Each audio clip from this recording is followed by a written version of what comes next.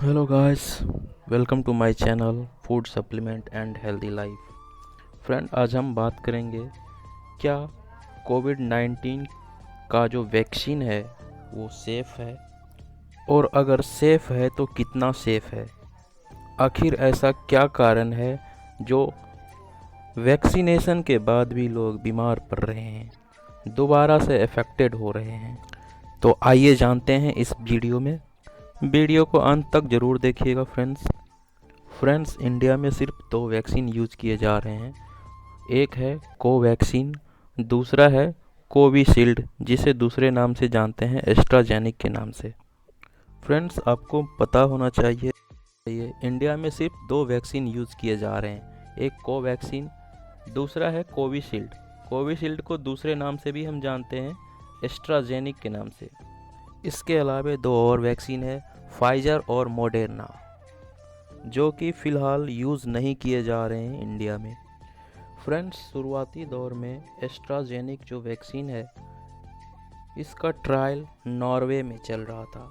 इस ट्रायल में 50 health worker को एस्ट्राजेनिक वैक्सीन दिया गया था, जिसमें से ब्लड क्लोटिंग की वजह से उनकी डेथ हो गई थी। फ्रेंड्स, शायद आपको मालूम नहीं होगा, ब्लड क्लोटिंग यंग लोगों में ज़्यादा होती है कंपेयर टू ओल्ड एज के लोगों से। यही कारण था कि टेम्पोरली डेनमार्क ने एस्ट्राजेनिक वैक्सीन का उपयोग बंद कर दिया था। जिन लोगों की आयु 30 वर्ष से नीचे थी, उन्हें एस्ट्राजेनिक नहीं दिया जा रहा था।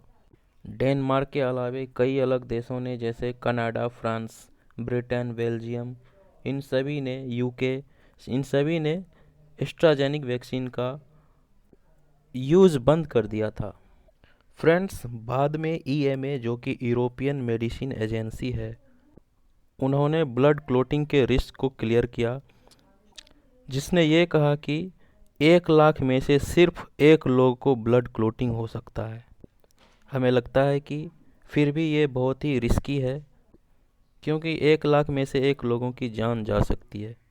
लेकिन फ्रेंड्स, अगर हम बाकी चीज़ों से कंपेयर करें, जैसे कि अगर हम कार एक्सीडेंट की बात करते हैं, तो 500 में से एक लोग की मौत होती है।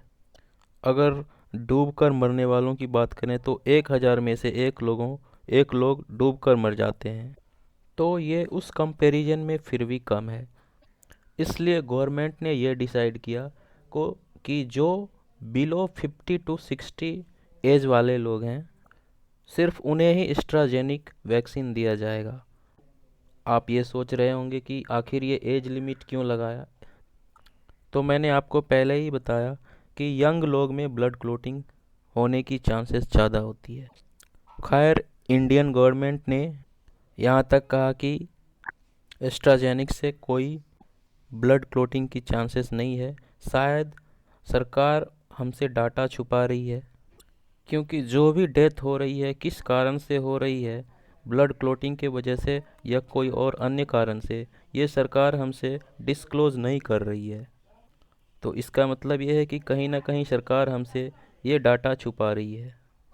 फ्रेंड्स, अगर हम एक ग्राफ की बात करें, जिसमें एस्ट्राजेनिक और फाइजर वैक्सीन लेने के बाद, इसके डोज लेने के बाद ये देखा गया कि फर्स्ट डोज में ही एस्ट्राजेनिक 70% रिकवर करता है बॉडी को, जबकि फाइजर सिर्फ 38% रिकवर कर पाता है। लेकिन दूसरा डोज अगर 30 डेज के बाद हम दे रहे हैं, तो एस्ट्राजेनिक 94% रिकवर करता है और फाइजर 85% तक। फ्रेंड्स, हम देखते हैं कि वैक्सीन लेने के बाद भी फिर से लोग अफेक्टेड हो रहे हैं। इसका कारण ये है कि ये 100% इफ़ेक्टिव नहीं है, ये 94% तक मैक्सिमम इफ़ेक्टिव है।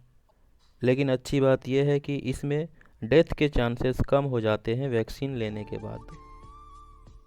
फ्रेंड्स, सरकार ने एक गलती ये भी की थी कि शुरुआती दौर में इन्होंने वैक्सीन का एक्सपोर्ट शुरू कर दिया था शो ऑफ करने के लिए, जो कि बिल्कुल भी नहीं होनी चाहिए थी। तो इन दो वैक्सीन के अलावे बाकी जो दो वैक्सीन है, फाइजर और मॉडर्ना, इनका भी इस्तेमाल शुरू किया जाना चाहिए। हालांकि ये महंगे हैं, लेकिन जिनके पास पैसा है वो यूज कर सकते हैं। तो कैसी लगी जानकारी फ्रेंड्स, हमें ज़रूर बताएं। अगर अच्छी लगी जानकारी तो हमारे चैनल को सब्सक्राइब करें, वीडियो को लाइक करें, शेयर करें। Thank you.